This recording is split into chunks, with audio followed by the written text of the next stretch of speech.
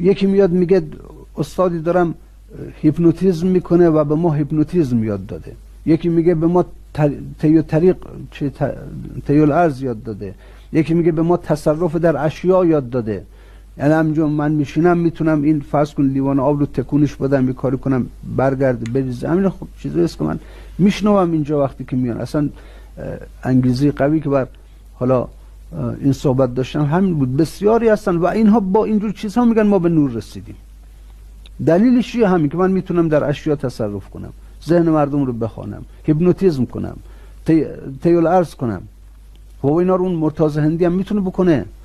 چیزی که کافر هم ازش برمیاد این معلوم میشه حق نیست. خداوند حق رو در اختیار کافر که نمیذاره. اینا نهایتش همینه. استادی داشته، استادش که اون شرط نورون علا نور رو نداشته که حالا خب بالاخره بله یک چنین قدرت های انسان پیدا میکنه و گول میخوره. این سیر در خیال تا آخر عمرش هم سیر میکنه ولی در خیالش داره سیر میکنه. به نور خدا هم میرسه، در خیالش به نور خدا میرسه.